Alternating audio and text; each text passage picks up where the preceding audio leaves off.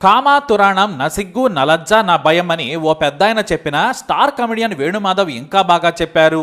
ఎందుకంటే ఈ పిచ్చిలో పడిన వారికి సిగ్గు లజ్జ భయం అనేవి ఉండవన్నమాట. ఈ తురాణం కథ తెలియాలంటే కర్ణాటకలోని కామరాజు కామరాణిల గోల గురించి తెలుసుకోవాల్సిందే. వీరిది విజయనగర్ జిల్లా. ఇక కామరాణి పేరు డింపుల్, ఈ కామరాజు పేరు శ్రీకాంత్. వీరికి ఎందుకు ఆ పేర్లు పెట్టాల్సి వచ్చిందంటే ఓ గలీజ్ పనిలో మరో గలీజ్ పని చేశారు. అయినా నిబ్బరంగా ఉన్నారా అంటే ఇంకో గలీజ్ పని చేసి ఏకంగా క్రైమ్ కథ సృష్టించారు. ఈ డింపుల్ వయసు 36 ఏళ్లు. ఈమెకు 2 పెళ్లిళ్ళయ్యాయి. మొదటి భర్త ఉండగానే రెండో వ్యక్తిని ప్రేమించింది. అదే ఆ బంధం పెట్టుకుంది. సరే, మొదటి వ్యక్తికి తెలియగానే డింపుల్ కూల్ గా విడాకులు ఇచ్చేసింది. పోనీ లవర్తోనైనా సంసారం సాఫీగా చేసిందా అంటే అది కూడా లేదు. ఇంకో వ్యక్తితో అక్రమ బంధం పెట్టుకుంది.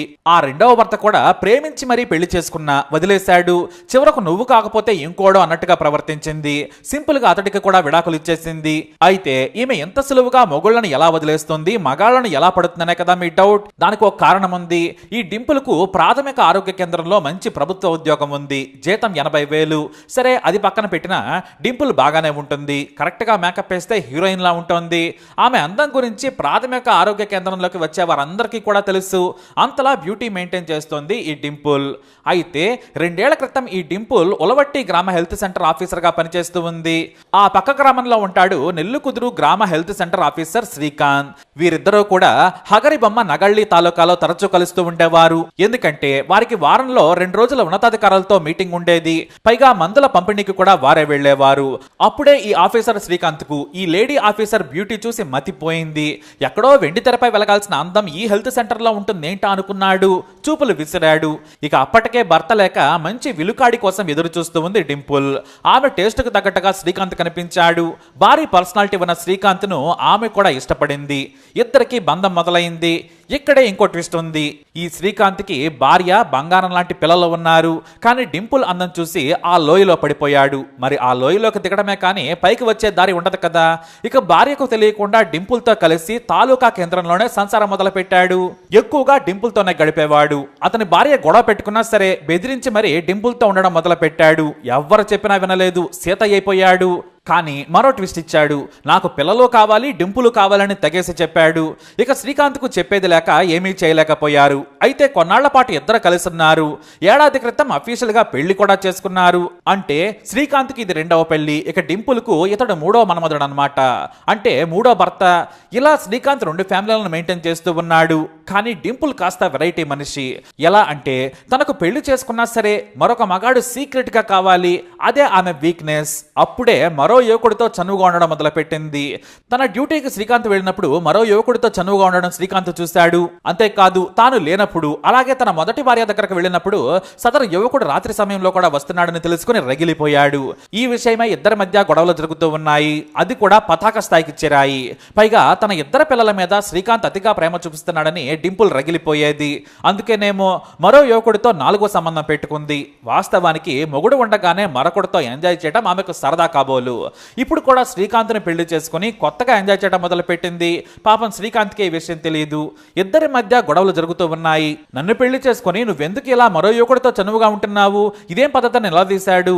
నీకు భారీగా ఉండగా నాతో ఎంజాయ్ చేశావు, నన్ను పెళ్లి చేసుకున్నావు. నువ్వు పార్ట్ టైం మొగుడివి. నీకు మొదటి భార్య ఉండగా నాకు 4వ లవర్ ఉంటే తప్పేంటి? నువ్వు నీ పెళ్ళాన్ని వదిలే నేను నీతోనే ఉంటానని చాలా క్లియర్ గా ఎలాంటి లాజిక్ మిస్ అవ్వకుండా చెప్పింది డింపుల్. కానీ శ్రీకాంత్ మాత్రం నాకు పెళ్ళయింది, పిల్లలున్నారని నీకు చెప్పే పెళ్లి చేసుకున్నాను, మోసం చేయలేదు కదా అన్నాడు. అలా ఇద్దరి మధ్య గొడవలు జరుగుతూ వచ్చాయి. చివరకు డింపుల్ ఇక నుంచి మరో మగాడితో మాట్లాడనని హామీ ఇచ్చింది. మళ్ళీ కూల్గా ఉండడం మొదలుపెట్టింది. కానీ డింపుల్ ఈసారి రహస్యంగా పీరియడ్ని కలుసుకోవడం మొదలుపెట్టింది. శ్రీకాంత్ కూడా డింపుల్ మాటలు నమ్మాడు. కానీ ఓ రోజు నిఘా పెట్టగా ఎంచక్కా తనకంటే 10 ఏళ్లు చిన్నవాడైన కుర్రాడితో బైక్ మీద తిరుగుతూ కనిపించింది. అతని బైక్ మీదే ప్రైమరీ హెల్త్ సెంటర్ జాబ్కు వెళ్లి వచ్చేది. సాయంత్రం వేళ మళ్ళీ ఆమెను ఇంటి దగ్గరే దిగబెట్టడం చూసి రగిలిపోయాడు. నవంబర్ 24, 2023న సాయంత్రం పూట ఇంటి దగ్గర వెయిట్ చేస్తూ ఉన్నాడు శ్రీకాంత్. 6 గంటలకి ప్రియుడి బైక్ పై ఇంటి ముందు దిగింది. డ్యూటీకి వెళ్లి వచ్చి ఇంటికి చేరుకుంది. అయితే ఇంట్లో భర్త ఉన్నాడని ప్రియుడికి సైగ చేసింది. అది చూశాడు శ్రీకాంత్. లైవ్ లో ప్రియుడి బైక్ మీద వచ్చిన డింపుల్ ను చూసి శ్రీకాంత్ రగిలిపోయాడు. ఇదేం వ్యవహారమని భార్యను నిలదీశాడు. డింపుల్ మాత్రం లిఫ్ట్ ఇచ్చాడంతే అని సరదాగా చెప్పింది. అలా తీసుకోవద్దని చెప్పాను కదా, నాకు చెబితే నేనే వచ్చి పికప్ చేసుకుంటాను కదా అన్నాడు. నువ్వు వచ్చే వరకు నేను వెయిట్ చేయాలా? దారిలో కనిపించాడు, బైక్ పై వచ్చానంతే. నువ్వు కూడా లేడీస్కి లిఫ్ట్ ఇస్తావు కదా, నేనేమన్నా అన్నానా అంటూ రెచ్చిపోయింది. అలా ఇద్దరూ గొడవ పెట్టుకున్నారు. కానీ రాత్రి సమయంలో ఇద్దరూ నిద్రకు ఉపక్రమించే వేళ మళ్ళీ గొడవ మొదలైంది. మనం విడాకులు తీసుకుందాం, నీ దారి నీది, నా దారి నాది, నాకు పెళ్ళాం ఉన్నా మొగుడక్కర్లేదని తెగేసి చెప్పింది. ఆ మాటకు శ్రీకాంత్ మైండ్ బ్లాంక్ అయిపోయింది. కోపంలో విచక్షణ కోల్పోయాడు. బలంగా ఉన్న శ్రీకాంత్ ఆమె మీద కూర్చొని 2 చేతులతో చచ్చే వరకు డింపుల్ పేక నులిమేశాడు. పాపం డింపుల్ అలా ప్రాణాలు కోల్పోయింది. క్షణికావేశంలో తప్పు చేశానని తీరిగ్గా తెలుసుకున్నాడు. ఇంట్లోనే కూర్చొని ఏడ్చాడు. తన పిల్లలు గుర్తొచ్చారు. నేను తప్పు చేశాను, ప్రాణం తీసి పిల్లలను అనాథలను చేశానని వాపోయాడు. మొదటి భార్యకు ఫోన్ చేసి తాను చేసిన ఘోరం చెప్పుకొచ్చాడు. డింపుల్ని కోపం మీద చంపానని చెప్పి బోరమన్నాడు. తన భర్త మాటలు విని షాక్ అయింది. పోలీసులకు లొంగిపోమని సూచించింది. నువ్వే చంపావని పోలీసులు ఎలాగో పట్టుకుంటారని తేల్చింది. దీంతో తానే పోలీస్ స్టేషన్కి వెళ్లి లొంగిపోయాడు శ్రీకాంత్. పెళ్లి, అక్రమ సంబంధం, మళ్లీ పెళ్లి నుంచి ఆమె మొదటి 2 పెళ్లిళ్ల గురించి కూడా చెప్పాడు శ్రీకాంత్. మొత్తం తన కంపు కహాని పోలీసులకు చెప్పుకొచ్చాడు. సాక్ష్యాధారాలను సేకరించి పోస్ట్ మార్టం తర్వాత డింపుల్ మృతదేహాన్ని తల్లిదండ్రులకు అప్పగించారు.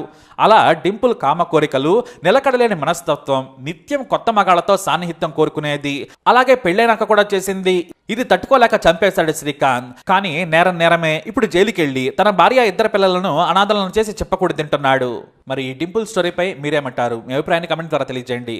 ఈ వీడియో అప్డేట్స్ కోసం మై ఛానల్ ఫాలో అవ్వండి. అలాగే తప్పకుండా సబ్స్క్రైబ్ చేసుకోండి.